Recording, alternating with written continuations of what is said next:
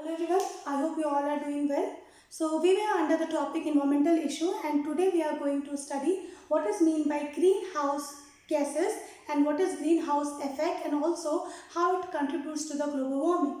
So first of all, what we have done is I have categorized the topic into the four parts. First we'll study what is meant by the greenhouse effect. Second is what is El Nino effect. Third is what are the different greenhouse gases and fourth is how can we control this global warming. So let's start the lesson by understanding what is mean by the global warming or what is this greenhouse gas. So what is this greenhouse gas? Greenhouse means what? So greenhouse effect came from the phenomenon of greenhouse. Now what is greenhouse? So it's a house wherein plants are grown. So but the special thing is these houses are made up of the glass panel. And what is the property used here is the lights are allowed to enter this glass panel but the light cannot escape that the houses. So that is the important property of this greenhouse. So it let actually the lights to enter into this particular glass panel but there is no heat escape from this area. So these glass panel, these greenhouse is actually used during the winter climate, winter condition wherein we actually help the plant to grow in a controlled condition, in a controlled environment. But this process is also occurring naturally. How it is occurring is, see, the sun actually releases many radiations, right? 1/4 of this radiation will be reverted back. But some of the radiation actually come to the earth's surface and try to heat it. Now during this process there are certain gases. These gases are called greenhouse gases. These gases are carbon dioxide, these are nitrogen oxide, methane, chlorofluorocarbon. So these greenhouse gases, what basically they do is they actually absorb those radiation, the long wave radiation, the infrared radiation. They absorb it and after absorbing it, it tries to reheat the earth. So every time continuously cycling by cycling it tries to heat it out and because of that the overall temperature of the earth is increased. See, it's actually a good thing if you see. Why? Because without this greenhouse effect the temperature will be minus 18 degrees Celsius. That is a very less temperature where the normal condition is not there and no living system cannot survive. It's very cold condition, right? But because of this greenhouse effect the average temperature is 15 degrees Celsius. Average means what? See, some places will be high temperature, some places will be lower temperature. So all in all, overall is 15 degrees Celsius temperature is maintained. So naturally greenhouse is actually a good thing. But because these days what happens is due to the pollution, due to the emission of these kind of particular gases, there are lots of gases, the increase in concentration of these gases are there. Almost 60% of carbon dioxide and methane is also 20% and rest are in 10 to 12%. So these gases actually absorbs more and more of this radiation and they emit the long wave radiation and heats the earth. And because of that the overall temperature increased. Now you might be thinking, so what if the increase in temperature is there? Why do we have to worry about? So there are two things. Number one is, you know about enzymes, right? In all the living system for biomechanics, bioengineering, all the metabolism, enzymes are required. Enzymes needs a particular temperature and pH to work. And if the overall body temperature or the environment temperature increase, obviously the enzyme will not work. Second thing, the polar ice caps, the Himalayan caps, they'll all start melting and there will be no space left for us to live on. So this is a very crucial condition we have to understand.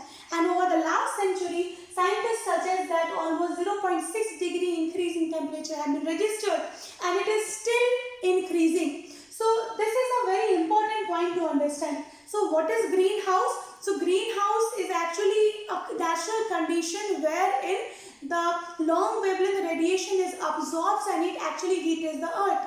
But because the greenhouse, these gases have increased in many folds, so the overall heating of the earth has been increased also by many fold. And this is the reason actually it creates the global warming. Global warming is the overall heating of or overall increase in the temperature of the earth. Now we have to understand that how this global warming can be controlled. So these are the concentration of the gases, the carbon dioxide, nitrous oxide 6%, CFC, chlorofluorocarbon, is 14%, methane is also 0.20%. So these are the gases which actually contribute. This question is very important. They might ask you what is the concentration of these greenhouse gases, or they might ask you what are the different greenhouse gases which actually contribute in the global warming. So this concentration is very much important to remember. Next point is El Nino effect. What is mean by this El Nino effect? See, when the overall temperature of the earth is increased, now what will happen? So because of this heat increase in the temperature, it becomes crisis. There is no space left for us. The caps and all, everything will start, melting. So because of that, the environmental problem will start. The environment will not be as it is, like it is now. So that is called El Nino effect. El Nino effect is related to global warming. Because of the global warming, the living system cannot survive. The living condition is not possible in this earth, and that is actually termed as a El Nino effect. This El Nino effect is related to the melting of the ice cap. It is related to the less availability of area where living condition can be possible. Next part is how can you control this global warming? So they are very less thing. What we have to do is we have to understand what are the sources of these greenhouse gases. ये carbon dioxide कहाँ से release हो रहा है? From where it is coming? So it is coming from the pollution, air pollution. It is coming from the car, the vehicle, the public transport, the rockets, the railways, or whatever industries we are using. So these are the sources of the carbon dioxide, methane, and other gases. So if we actually use the alternative method rather than burning the fuel or contributing to the air pollution, we can actually reduce the global warming. So basically, how will you control the global warming? You must have to make sure that the environment, the condition, the concentration of these particular gases should be less. It should be reduced to the lesser amount what it is now.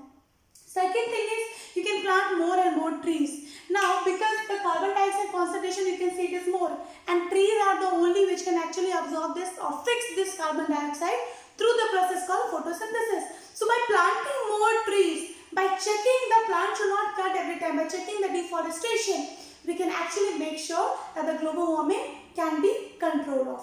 So this is all about the greenhouse effect and the global warming. Let us revise fast. What is greenhouse condition?